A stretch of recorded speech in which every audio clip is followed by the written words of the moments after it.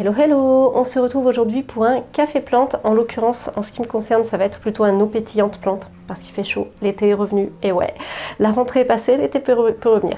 Voilà, donc écoutez, j'ai trop de boulot, j'ai trop de choses à faire, donc vous avez remarqué qu'au niveau de la programmation, il n'y a pas grand chose sur la chaîne. Ça me fait de la peine parce que je m'aperçois à quel point les vidéos me manquent. J'aime ça, c'est pas pour rien que j'ai créé la chaîne en fait, c'est vraiment parce que j'aime ça. Donc aujourd'hui j'ai le Rhaphidophora tetrasperma qui a besoin d'être rempoté. Loulou l'a fait tomber et de toute façon il commence à peser sur son tuteur, donc il va avoir besoin réellement d'un rempotage. Donc quitte à jardiner, autant filmer. Alors je vous préviens, ce sera un café plante totalement à l'arrache. Soyez indulgents et bienveillants avec moi. Alors on va commencer par le Monstera variegata que voici. Cela fait 2 mois que je vous dis que je veux faire un marcotage aérien. Il a eu le temps de faire 2 feuilles entre temps, mais là vraiment, ouais, je veux le marcoter. Je veux renforcer le pied. Je vais vous montrer ça. Voilà donc la plante et je vous disais, en fait moi je le trouve pas assez garni, voilà. Donc ce que j'aimerais avoir c'est 2 lianes qui partent d'en bas, voire plus par la suite, mais on va déjà commencer par 2. Donc ce que je vais faire c'est que je pense que je vais tenter un marcotage aérien, soit ici, soit là, non, soit ici, soit là plutôt. Parce que là, on aurait déjà un truc à 3 feuilles, ce serait déjà pas mal. Voilà, on va plutôt se faire ça. Et là, ça pourra repartir d'ici. Donc, on va se tenter le marcotage aérien ici. Et puis, voilà. Alors là, il y a une racine aérienne. Je crois que Chef Langoustin m'avait conseillé de couper pour qu'elle reparte plus facilement en racine classique. Mais je ne suis pas sûre. Alors, dans le doute, au lieu de faire une bêtise, je vais rien faire. Voilà, alors là, quand il a fait super chaud, la craque, alors que ça allait très bien, je suis verte, je suis dégoûtée. Ça, c'est une feuille qui était là depuis super longtemps. Voilà, donc c'est parti. Je vais poser la caméra sur un trépied et puis on va démarrer. Pour faire le marcotage aérien, je vais utiliser de la sphaigne que je vais donc tremper dans un bol d'eau pour la réhydrater, pour qu'elle se gorge d'eau et c'est elle qui va apporter de l'humidité sur le tronçon de tige sur lequel j'espère bien voir apparaître de nouvelles racines. Comme il me reste un petit peu de film étirable, je n'en utilise plus maintenant pour la cuisine, il me reste un petit peu donc ça va me servir pour ce bouturage et pour le coup ça va être utile.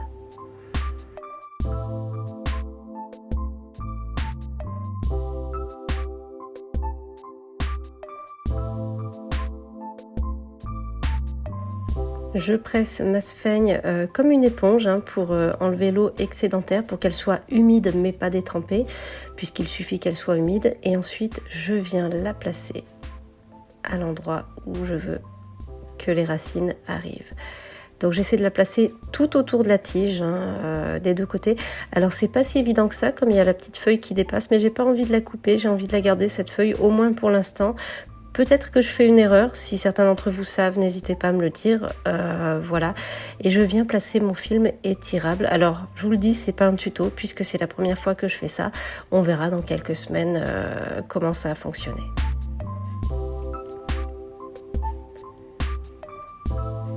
Voilà, donc là, normalement, c'est bien étanche. Ma sphaigne va rester humide et provoquer l'apparition de nouvelles racines. Donc, on croise les doigts tous ensemble pour que ça fonctionne.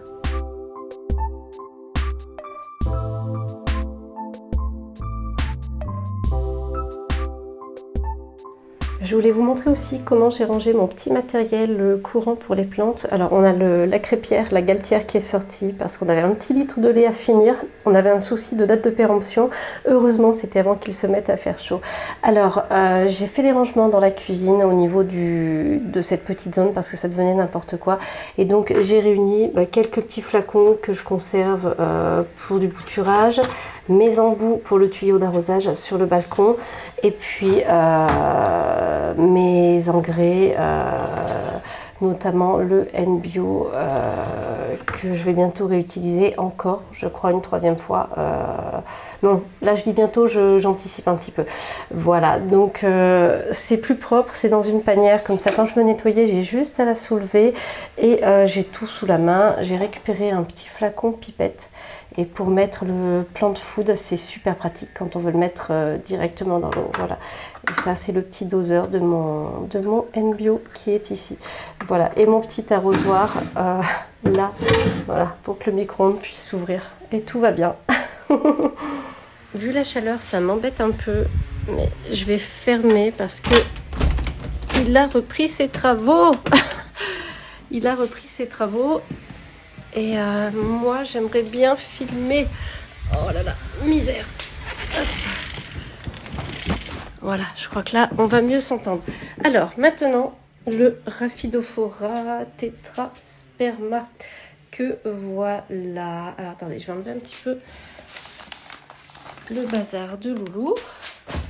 Je vais vous montrer. J'ai reçu de Rustica des bouquins et j'ai reçu des bouquins plantes d'intérieur mais aussi des bouquins balcon et là je peux vous dire que je suis enchantée parce que pour le balcon j'adore prendre de l'inspiration dans les livres, plus encore que pour les plantes d'intérieur. Je trouve que bouquiner pour faire son balcon ou son jardin quand on a un jardin, bouquiner c'est vraiment se faire rêver. La joue-barbe j'en ai, ça marche super bien et ça vaut, c'est vraiment super intéressant et ça vaut toujours le coup d'avoir des bouquins. On trouve facilement les infos, je trouve ça génial. C'est bien fichu sous forme de fiches et c'est pas mal du tout. Donc du coup je suis en train de me le faire et de me donner des envies et ça tombe bien parce que j'ai changé pas mal de choses sur le balcon. Faudra que je vous montre ça. Oh, j'adore les primes verts, à chaque fois tous les ans des comme ça j'en veux. J'adore, j'aime trop. Donc voilà, un bouquin qui est pas mal du tout et en format mini, j'aime beaucoup la pertinence des conseils, tout. Je valide cette petite encyclo Rustica des balcons et terrasses. J'adore, merci Rustica de me l'avoir envoyé, ça me fait vraiment vraiment plaisir. Et donc maintenant, alors, toi, là il a l'air bien, hein, le Rhaphidophora tetrasperma. Il est en bonne santé, nickel, tout ça, mais par contre... Comme vous pouvez le constater, s'il tient debout, c'est parce que je l'ai appuyé sur la table basse, parce que, en fait, la liane commence à être... oh my god, ça tient même plus debout. La liane commence à être trop lourde, il faut que je renforce le tutorage, et en plus... Loulou l'a fait tomber, donc on a vraiment un souci là, il faut vraiment que je fasse quelque chose, donc je vais le dépoter, le rempoter, essayer de bien assurer le tuteur et on va voir ce que ça donne, parce que n'oubliez pas, je veux qu'il me fasse le tour et puis après il me refera le tour encore une fois et puis après on verra, mais j'ai une petite feuille qui a jauni, du coup je crois que je vais l'enlever celle-ci. Voilà, donc c'est parti.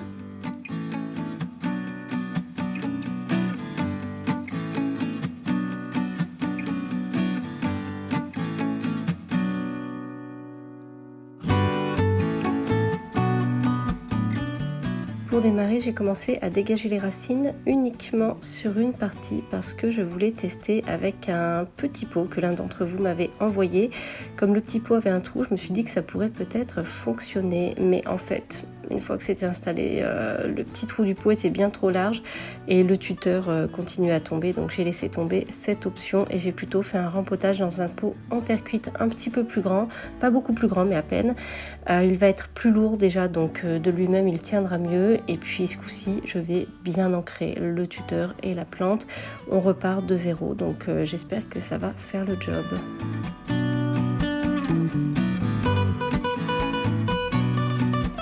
J'utilise le même terreau, je le réutilise parce qu'en fait j'avais rempoté cette plante au printemps et le terreau n'est pas abîmé pour l'instant et comme je fertilise régulièrement, autant le réutiliser, c'est plus économique. Et puis j'ai terminé avec du terreau qui me restait à la maison.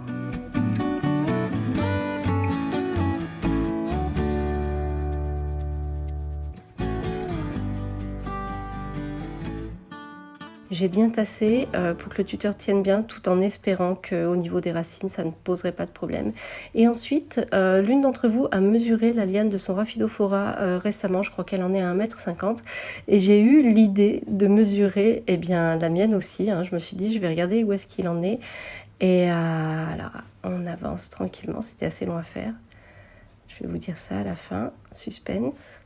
Roulement de tambour, imaginez le roulement de tambour, sauf si je trouve un bruit de roulement de tambour. 75 cm. Je suis trop fière, ma plante fait 75 cm et encore j'ai pas compté ce qui était dans le pot. Ensuite je me suis réattaquée au tutorage en lui-même, c'est-à-dire que j'ai réappliqué la liane contre le tuteur. Alors je n'ai pas pu démarrer vraiment l'arrondi, la tige était trop raide. Je vais attendre un petit peu déjà qu'elle s'adapte à sa nouvelle position et après je vais voir ce que je peux faire. Et voilà, c'est quand même nettement mieux plutôt que d'avoir un tuteur penché, une plante prête à tomber. Là, c'est vraiment très chouette. J'ai une feuille qui est abîmée, elle est encore verte, mais vous voyez, là, ça a noirci, c'est quand elle a chuté. Donc, pour l'instant, je la laisse, ça décore au milieu. Et puis voilà, si elle commence à jaunir, je l'enlèverai. Une fois de plus, je suis contente d'avoir fait ça avec vous. Ça me rappelle l'époque où je m'occupais de mes plantes toute seule avant, dans l'ancien appart, celui où j'ai commencé les vidéos. Sauf que là, je le fais avec vous tous et c'est super sympa. Je vous avoue que le fait de poster irrégulièrement et très peu, je me rends compte que les vidéos me manquent. Ça me manque.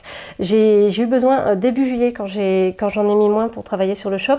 Au début ça m'a fait du bien, je crois que j'avais besoin d'une pause, j'avais besoin de lâcher du lest, mais je me rends compte que les vidéos ça me plaît, ça me plaît vraiment et je crois que c'est pas par hasard si j'ai jamais arrêté la chaîne, si elle continue et tout ça, donc j'ai hâte de revenir.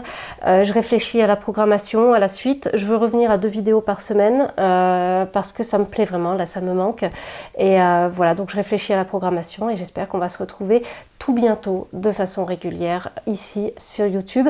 En attendant, si vous ne vous êtes pas encore inscrit à la newsletter pour savoir quand est-ce que mon e-shop va ouvrir, et c'est imminent, n'hésitez pas à le faire, je vous mets le lien en dessous en barre d'informations. N'hésitez pas à suivre le compte Instagram du shop aussi. Dès que ça va vraiment s'activer, je vais devenir très active sur ce compte là pour vous donner des nouvelles, etc. Voilà, je crois qu'on a fait le tour et j'ai hâte, tellement hâte de vous retrouver pour de bon ici sur YouTube. Ça me manque terriblement.